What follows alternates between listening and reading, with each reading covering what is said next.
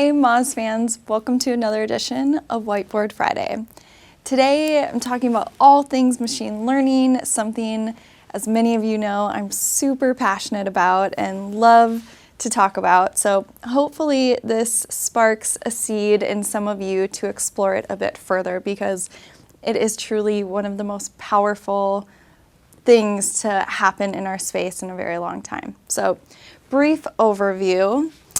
In a nutshell, machine learning is actually a subset of AI, and some would argue we still haven't really reached artificial intelligence, but it's just one facet of the overall AI. And the best way to kind of think about it is in comparison to traditional programming. So traditional programming, you input data and a program into a computer, and out comes the output, whether that be a web page or a calculator you built online, whatever that might be. With machine learning, what you do is you put in the data and the desired output and put this into a computer, and you get a program, otherwise known as a machine learning model. So it's a bit flipped, right? And it works extremely well. There's two primary types of machine learning. You have supervised, which is where you're basically feeding a model labeled training data, and then unsupervised, which is where you're feeding a program data and letting it create clusters or associations between data points. The supervised is a bit more common, and you'll see things like classification, linear regression, image recognition, things like that are all very common. And if you think about machine learning in terms of, okay, there's all of this data that you're putting into the model, data is the biggest part of machine learning. And a lot of people would argue that if machine learning was a vehicle, data would be the fuel. And it's a really important part to understand, because unless you have the right types of data to feed a model, you're not going to get the desired outcome that you would like. So let's look at an example. If you wanted to build a machine learning model that predicts housing prices, you might have all of this information. You might have the current price, square foot of these homes, land, the number of bathrooms, the number of bedrooms, you name it, goes on and on. These are also known as features. And so what a model is going to try to do when you put in all of this data, it's going to try to understand associations between this information and come up with a model that best predicts home prices in the future. And the most basic of these machine learning models is linear regression. So if you think about inputting the data where maybe you just put in the price and the square foot, and you can kind of see the data like this, right? You see that as the square foot goes up, so does the price. And a model over time, in looking at this data, is going to start to find the smoothest line through the data to have most accurate predictions in the future. What you don't want it to do is to fit every single data point and have a line that looks like that. That's also known as overfitting, because it doesn't play nice for new data points. You don't want a model to get so calculated to your data set that it doesn't predict accurately in the future. And a way to look at that is by the loss function. And that's maybe getting a bit deeper in this, but that's how you would measure how the line is being fit. Let's see. So what are some of the possibilities in SEO? How can we leverage machine learning in the SEO space? So there's a couple of ways that people are already doing this. You can automate meta descriptions by looking at the page content and using a machine model to summarize the text. So this literally summarizes the content for you and pares it down to a meta description length. Pretty incredible.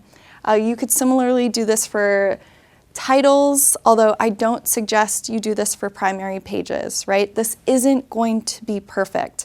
But if you have a huge website with hundreds of thousands of pages, it gets you halfway there, right? And it's really interesting to start playing around in that space with these large websites.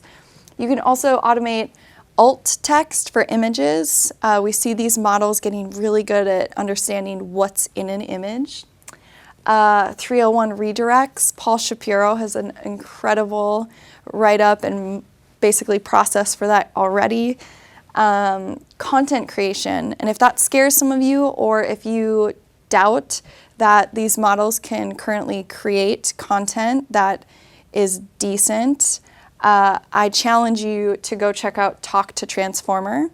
It is a pared back version of OpenAI, which was founded by Elon Musk. And it's pretty incredible and a little scary as to how good the content is just from that pared back model. So that is for sure possible in the future and even today. In addition to product and page suggestions. So this is just going to get better. And imagine us providing content and UX specifically for the unique users that come to our site. Highly personalized content, highly personalized experiences, really exciting stuff moving forward. I've got some resources I highly suggest you check out. Google Code Labs is one of my favorite just because it walks you through the steps. So if you go to Google Code Labs, filter by TensorFlow or machine learning, and you can see the possible examples there. Colab notebooks or Jupyter notebooks are where you'll likely be doing any of the machine learning that you want to do on your own. Kaggle.com is the #1 resource for data science competitions.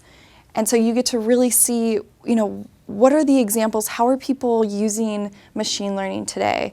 You'll see things like TSA has put up over $1 million for a data science team to come up with a model that predicts potential threats from security footage, right? This stuff gets really interesting really fast.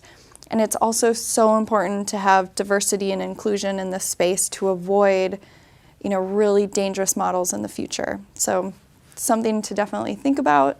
TensorFlow is a great resource. It's what Google put out, and it's what a lot of their machine learning models is built off of, and they've got a really great JavaScript platform that you can play around with.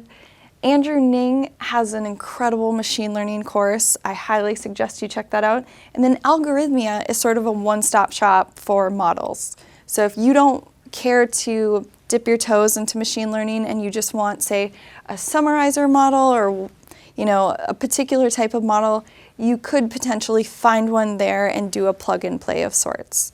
So that's pretty interesting and fun to explore. The last thing is, a machine learning model is only as good as the data. I can't express that enough.